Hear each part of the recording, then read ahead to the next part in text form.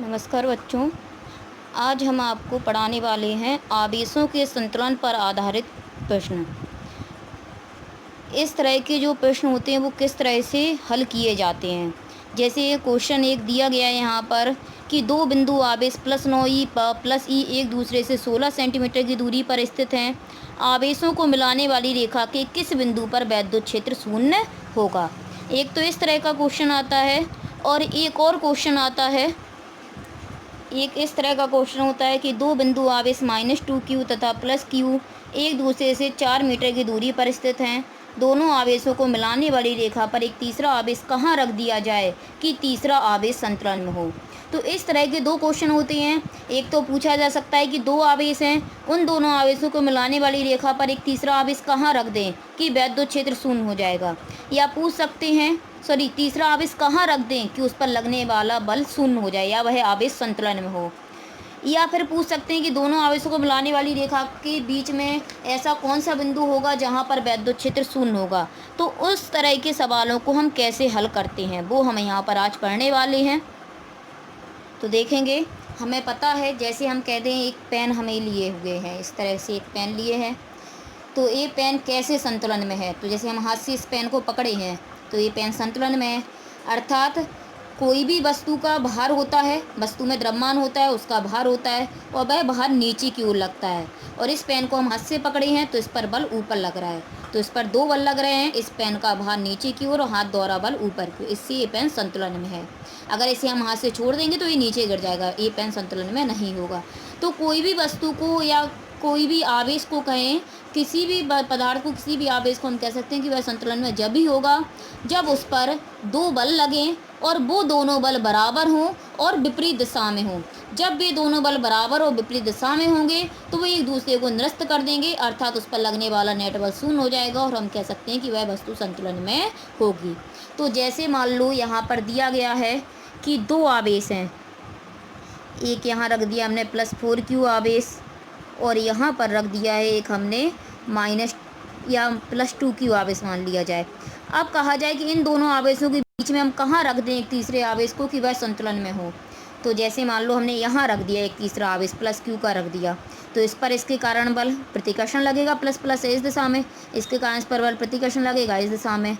इससे दोनों तरफ लगने वाले बल बराबर होंगे तो हम कह सकते हैं कि जब दोनों तरफ लगने वाले बल बराबर हैं, बल विपरीत दिशा में तो हमें दिख ही रहे हैं, और अगर दोनों बल बराबर होंगे तो ये आवेश संतुलन में हो जाएगा। यहाँ पर जो हमने तीसरा आवेश रखा है, अब जरूरी नहीं है कि यहाँ +q आवेश ही रखा हो, ऐसा भी हो सकता है कि यहाँ रखने वाला जो आवेश हो -q हो। अगर ये आवेश -q है तो ये प्लस है, ये माइनस है, तो इस दोनों के बीच में लगेगा आकर्षण बल। तो इस आवेश के कारण इस पर जो बल लगेगा वो F1 मान ले रहा है, आकर्षण इस दिशा में लगेगा। और इसके कारण ए प्लस का ए माइनस का है, तो इसके कारण इन दोनों पर आकर्षण बल लगेगा तो इस दिशा में लगेगा, इसे हम F2 से मान ले रहे हैं। तब भी बल देख रहे हैं हम विपरीत दिशा में हैं। जब बल विपरीत दिशा में है और बराबर होंगे तो ये आवेश यहाँ पर संतुलन में हो सकता है। अब ये जरूरी नहीं है कि यहाँ भी प्लस हो, यहाँ भी तो माइनस हो सकते हैं।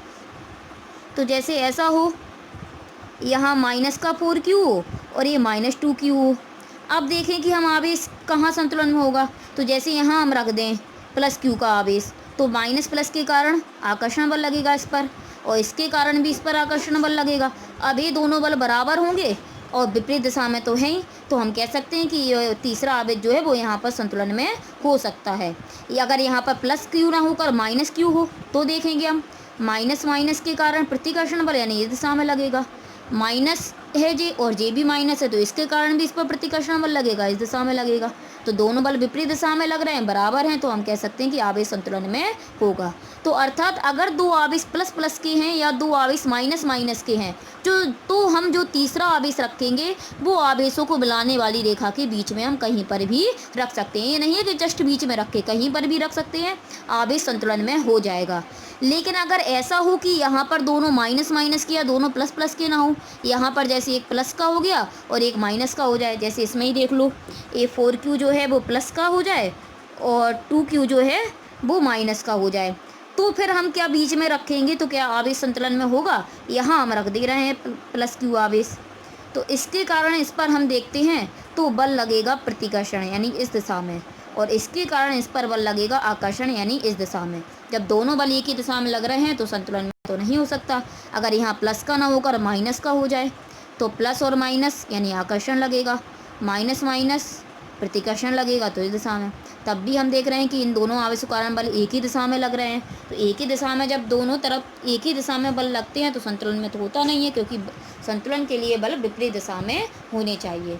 तो जब दोनों प्लस की, एक आवेश प्लस का हो, दूसरा आवेश माइनस का हो, तो दोनों आवेशों को मिलाने वाली रेखा के बीच में हम आवेश को नहीं रख सकते हैं। बीच में रखने से आवेश संतुलन में नहीं हो रहा है।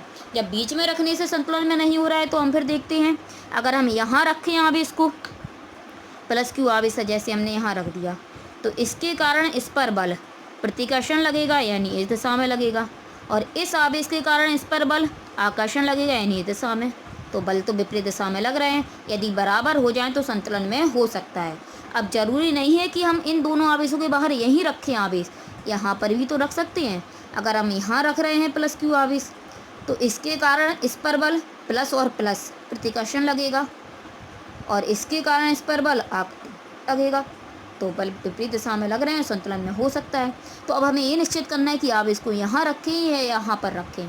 तो हमने कूलाम के नियम से दो आवेशों के बीच लगने वाले बल का फॉर्मूला पढ़ा है, F बराबर 1/4 पाई एप्सिलॉन नॉट के Q1 Q2 बटे R स्क्वायर। यहाँ पर हमें पता है कि बल आवेशों के अनुक्रमानुपाती होता है और बीच की दूरी के व्युत्क्रमानुपाती होता है, यानी आवेश का मान जैसे जैसे बढ़ेगा बल का मान बढ़ता जाएगा, दूरी जैसे जैसे कम होती जाएगी बल का मान बढ़ता जाएगा, यानी उल्टा संबंध है। तो यहाँ पर हम देखें तो 4Q और Q, इन दोनों आवेशों के बीच अगर बल देखें तो 4Q और 2Q में देखा जाए तो 4Q का मान ज़्यादा है, 2Q कम है आवेश का मान। तो जब यहाँ पर ये आवेश ज़्यादा है तो फिर इसके कारण इस पर बल, आवेश के कारण आवेश अगर ज़्यादा होता है तो बल ज़्यादा लगता है। और इनके बीच की अगर डिस्टेंस से देखी जाए तो इसकी अपेक्षा अगर इस आवेश के कारण इस पर बल देखेंगे तो इसके बीच की डिस्टेंस इतनी लोगे, और जब इस आवेश के कारण इस पर बल लगेगा तो बीच की डिस्टेंस हम ये लेंगे। तो 4Q आवेश के कारण अगर Q आवेश पे बल देखा जाए तो बीच की डिस्टेंस इसकी अपेक्षा कम है। तो जब डिस्टेंस कम होगी यानी दूरी कम होगी तो बल ज़्यादा लगेगा, उल्टा संबंध है। तो इस आवेश पर अगर हम देखें तो आवेश के कारण भी बल ज़्यादा लग रहा है और दूरी के कारण भी ज़्यादा लग रहा है। जबकि यहाँ पर आवेश का मान कम है तो आवेश का मान कम है तो बल कम लगेगा, और दूरी का मान ज़्यादा है तो दूरी ज़्यादा है तो बल कम लगेगा। तो आवेश और दूरी दोनों ही बल के मान को कम कर रही हैं, और यहाँ 4Q आवेश के कारण अगर देख रहा है तो आवेश और दूरी दोनों ही बल के मान को बढ़ा रही हैं। तो निश्चित बात है कि एक तरफ बल ज़्यादा लगेगा और एक तरफ बल कम लगेगा। तो बल विपरीत दिशाओं में तो हैं लेकिन बराबर नहीं होंगे, इसलिए यहाँ पर आवेश रखने से संतुलन में नहीं होगा। लेकिन अगर हम इस बिंदु पर देखें तो 4Q आवेश के कारण अगर Q आवेश पर देखें तो इसकी अपेक्षा तो इस आवेश का मान ज़्यादा है। जब आवेश का मान ज़्यादा है तो बल तो ज़्यादा लगेगा, लेकिन जब 4Q आवेश के कारण Q आवेश पर बल देखेंगे तो बीच की डिस्टेंस हम यहाँ से लेके यहाँ तक की लेंगे, और 2Q आवेश के कारण Q आवेश पर बल देखेंगे तो डिस्टेंस ये लेंगे, यानी दूरी इतनी लेंगे। तो 2Q आवेश के अगर इसकी बीच की डिस्टेंस यानी बीच की दूरी देखी जाए तो दूरी इसकी ज़्यादा है, दूरी ज़्यादा होती तो बल कम लगता है। तो आवेश ने बल के मान को बढ़ाया लेकिन दूरी ने बल के मान को कम कर दिया। अब 2Q आवेश के कारण अगर Q आवेश पर देंगे तो 4Q की अपेक्षा 2Q का मान कम है, आवेश का मान कम है, तो आवेश कम है तो बल तो कम लगेगा। लेकिन 2Q आवेश के कारण जब Q आवेश पर बल देखेंगे तो दूरी हम इतनी लेंगे, तो दूरी इसकी अपेक्षा कम है, 4Q आवेश की अपेक्षा 2Q आवेश की Q आवेश से दूरी कम है। जब दूरी कम है तो बल ज़्यादा लगेगा। तो 2Q आवेश के कारण अगर Q आवेश से बल देख रहे हैं तो आवेश ने तो बल के मान को कम कर दिया लेकिन दूरी ने बल के मान को बढ़ा दिया। 4Q आवेश के कारण Q आवेश पे देख रहे हैं तो 4Q आवेश ने बल के मान को तो बढ़ाया लेकिन इसकी जो बीच की दूरी है उस दूरी ने बल के मान को कम कर दिया। तो एक चीज़ आप बल का मान बढ़ा रही है तो दूसरी चीज़ बल का मान कम कर रही है, इससे दोनों तरफ के लगने वाले बल बराबर हो सकते हैं और दिशाएं तो विपरीत हैं, इसलिए यहाँ पर आवेश संतुलन में हो सकता है। तो अगर एक आवेश प्लस का है दूसरा आवेश माइनस का है तो फिर हमें क्या होता है, जिस आवेश का मान कम होता है, माइनस से मतलब नहीं होता है, केवल आवेश का हम परिमाण देखते हैं, जिस आवेश का परिमाण कम होता है उस आवेश से बाहर हम तीसरे आवेश को रख देते हैं। और अगर दोनों आवेश प्लस प्लस के हों या दोनों आवेश माइनस माइनस के हों तो आवेशों को मिलाने वाली रेखा के बीच में हम कहीं पर भी तीसरा आवेश रख सकते हैं। अब हम इनके सवालों को देखेंगे कैसे हम हल करते हैं। यहाँ हमें एक सवाल दिया गया है, दो बिंदु आवेश -2Q तथा +Q एक दूसरे से 4 सेंटीमीटर की दूरी पर स्थित हैं। दोनों आवेशों को मिलाने वाली रेखा पर एक तीसरा आवेश Q कहाँ रख दिया जाए कि तीसरा आवेश संतुलन में हो। तो एक आवेश -2q है, दूसरा आवेश +q है। इन दोनों आवेशों के बीच की दूरी 4 सेंटीमीटर है। अब तीसरे आवेश q को हमें रखना है जिससे तीसरा आवेश संतुलन में हो, यानी तीसरे आवेश पर लगने वाला बल बराबर हो, विपरीत दिशा में हो। तो अभी हमने पढ़ा हुआ है कि अगर दो आवेश, एक प्लस का और दूसरा माइनस का होता है, तो फिर जिस आवेश का मान कम होता है उस आवेश से बाहर एक तीसरा आवेश रख दिया जाता है। तो यहाँ एक आवेश -2q और एक +q है। हमने बताया था माइनस से मतलब नहीं होता है, हमें केवल आवेश का परिमाण देखना है। तो यहाँ आवेश का परिमाण 2q और इस आवेश का परिमाण q है। तो इस आवेश का मान कम है, तो इस आवेश से बाहर x सेंटीमीटर की दूरी पर हम तीसरे आवेश q को रख देंगे। जब इस तीसरे आवेश q को हम यहाँ पर रखेंगे तो इस आवेश पर ये दोनों आवेश ही बल लगाएंगे। तो हम देख रहे हैं कि +q आवेश इस q आवेश पर बल लगाएगा, तो +j है। जब दोनों आवेश प्लस के हैं तो प्रतिकर्षण बल लगेगा, यानी इस दिशा में जाएगा ये आवेश। तो F1 से बांध ले रहा है। और -2q के आवेश के कारण भी इस पर बल लगेगा, तो ये माइनस का ये प्लस का है, तो फिर आकर्षण लगेगा, यानी इस दिशा में लगेगा, तो इसे F2 से। तो अब संतुलन के लिए दोनों बल बराबर होने चाहिए और विपरीत दिशा में, तो विपरीत दिशा में तो देख रहे हैं, अब बराबर होंगे तो F1 बराबर F2। दो आवेशों के बीच लगने वाले बल के लिए हमने कूलाम का नियम पढ़ा हुआ है, जिसने नहीं पढ़ा है वो पहले वाली वीडियो में समझ सकता है। तो कूलाम के नियम का फॉर्मूला होता है 1/4πε0 के Q1 Q2 बटे r²। तो 1/4πε0 के F1 जो बल लग रहा है वो इन दोनों आवेशों के बीच लग रहा है। तो दोनों आवेशों के मान Q और Q हैं। दोनों आवेशों के बीच की दूरी देखी जाए तो x है, r² होता है तो x²। इसी तरह से F2 अगर देखा जाए तो -2q और q आवेश के बीच है, तो 1/4πε0 के Q1 Q2 होता है। यहाँ दो आवेश हैं 2q और q, इन दोनों के बीच -2q और इस q आवेश के बीच, सॉरी इसके बीच नहीं लिखेंगे, इसके बीच, तो -2q और q। तो आवेश की केवल परिमाण रखते हैं, तो 2q और q। इन दोनों आवेशों के बीच की अगर डिस्टेंस देखें तो इतनी 4 सेंटीमीटर है और इतनी x है। तो दोनों आवेशों के बीच की दूरी हो जाएगी 4 + x², लगा होता है r², तो 4 + x का होल स्क्वायर। अब दोनों को जब हम हल करेंगे तो q से q कट जाएंगे, 1/4πε0 के कट जाएगा। ऊपर 1 है तो 1 को तो स्क्वायर लिख ही सकते हैं, तो 1/x का होल स्क्वायर। 2 को अगर स्क्वायर लिखें तो √2 का स्क्वायर हो जाएगा 2। 4 + x पे स्क्वायर है तो पूरे पे होल स्क्वायर लगा देंगे, स्क्वायर से स्क्वायर कैंसिल हो जाएगा, तो बचेगा 1/x बराबर √2/4 + x। क्रॉस मल्टीपल कर देंगे तो आ जाएगा 4 + x बराबर √2x।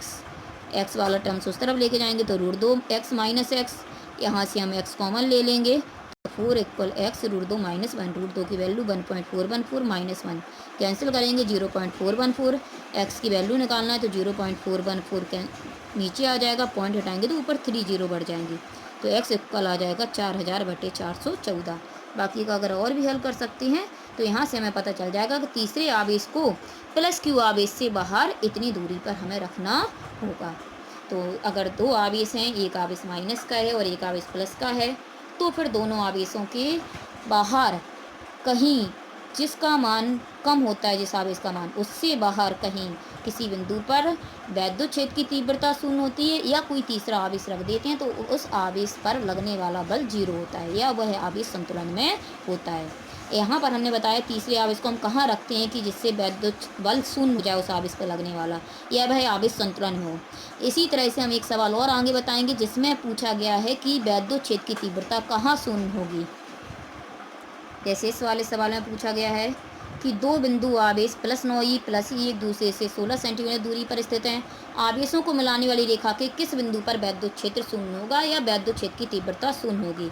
तो चाहे पूछें कि तीसरा आवेश कहाँ रख दें कि वह आवेश संतुलन में हो, या पूछें वैद्युत क्षेत्र की तीव्रता कहाँ 0 होगी, दोनों के लिए कंडीशन एक ही होती है। यहाँ दो आवेश हैं, एक +9e है और एक +e है, एक दोनों के बीच की दूरी 16 सेंटीमीटर है। अब पूछ रहे हैं कि इन दोनों आवेशों को मिलाने वाली रेखा के किस बिंदु पर वैद्युत क्षेत्र 0 होगा। तो वही कंडीशन होती है जो आवेश के लिए होती है। अगर दो आवेश प्लस के हैं या दो आवेश माइनस के हैं तो हमें पता होता है आवेशों को मिलाने वाली रेखा के बीच में कहीं पर भी वैद्युत क्षेत्र 0 हो सकता है। तो हम मान लेते हैं कि माना +9e आवेश से 1 सेंटीमीटर दूर यहाँ कोई एक बिंदु है, इस बिंदु पर वैद्युत क्षेत्र 0 होगा। तो जिस बिंदु पर वैद्युत क्षेत्र हमें निकालना होता है वहाँ हमने बताया था कि हम क्या मान के चलते हैं कि वहाँ पर कोई धन परीक्षण आवेश रखा हुआ है। तो हम मान के चलेंगे यहाँ कोई धन परीक्षण आवेश है, तो जितने आवेश होते हैं उतने आवेशों के कारण उस बिंदु पर वैद्युत क्षेत्र होता है। यहाँ निकाय में 2 आवेश हैं तो इन दोनों के कारण होगा इस बिंदु पर वैद्युत क्षेत्र। तो प्लस आवेश है यहाँ पर, और यहाँ तो हम प्लस मानते ही हैं, तो प्लस प्लस है तो प्रतिकर्षण बल लग जाता है। तो इसके यहाँ पर प्रतिकर्षण बल लगेगा, यानी E1 इस दिशा में होगा वैद्युत क्षेत्र। यहाँ पर भी प्लस है, यहाँ तो हम प्लस रखा मानते ही हैं, तो इस आवेश पर अगर इसके कारण बल देखें तो प्रतिकर्षण लगेगा, यानी इस दिशा में लगेगा। तो फिर वैद्युत क्षेत्र यहाँ की ओर होगा, जिसे हम E2 सीखेंगे। शून्य होने की कंडीशन में दोनों के मान बराबर होने चाहिए। वैद्युत क्षेत्र की तीव्रता का फॉर्मूला बल पूछते हैं तो Q1 Q2 बटे R स्क्वायर, और वैद्युत क्षेत्र होता है तो केवल Q बटे R स्क्वायर।